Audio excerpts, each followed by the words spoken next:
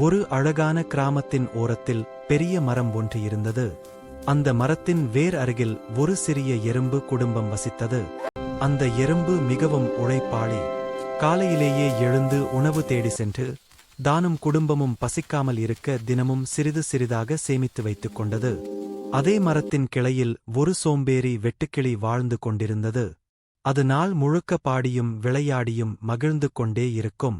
ஒருநாள் வெட்டுக்கிளி எறும்பிடம் கேட்டது, "நீ தினமும் ஏன் இவ்வளவு உழைக்கிறாய்? இப்போ நல்ல வெயில் காலம்தான். சாப்பிட்டு மகிழ்ச்சியாக இருக்கலாம் அல்லவா?" அதற்கு எறும்பு சிரித்துக்கொண்டு, "இப்போது வெயில் காலம்தான். ஆனால் சில மாதங்களில் மழை வரும்.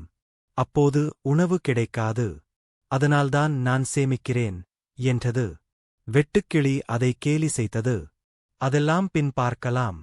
இப்போ வாழ்க்கையை அனுபவி" என்று சொல்லி மீண்டும் பாடத் தொடங்கியது. நாட்கள் சென்றன. மெதுவாக மேகங்கள் கூடியது. மழைக்காலம் தொடங்கியது. பல நாட்கள் தொடர்ந்து மழை பெய்தது. வெளியே செல்ல முடியாமல் வெட்டுக்கிளி பசியால் தவித்தது. அப்போது அது எறும்பின் வீட்டுக்கு வந்தது. "நண்பா, எனக்கு மிகவும் பசி.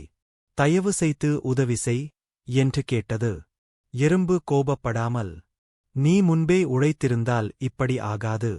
ஆனாலும் நண்பன் என்பதால் உனக்கு உதவுகிறேன்" என்று சொல்லி சேமித்த உணவில் இருந்து கொஞ்சம் பகிர்ந்தது. அந்த அனுபவம் வெட்டுக்கிளிக்கு பெரிய பாடமாக அமைந்தது. மழை முடிந்த பிறகு அது சோம்பேறித்தனத்தை விட்டுவிட்டு எறும்புடன் சேர்ந்து உழைக்கத் தொடங்கியது. அதன் பிறகு இருவரும் நல்ல நண்பர்களாக மகிழ்ச்சியாக வாழ்ந்தனர். கதையின் நெறி: முன்னேற்பாடு மற்றும் உழைப்பு வாழ்க்கையை பாதுகாக்கும். சோம்பேறித்தனம். இந்த கதை உங்களுக்கு பிடித்து இருந்தால் மறக்காமல் இந்த வீடியோவிற்கு ஒரு லைக், ஷேர் மற்றும் சப்ஸ்கிரைப் பண்ணவும். எனக்கு மிகவும் பயனுள்ளதாக இருக்கும்.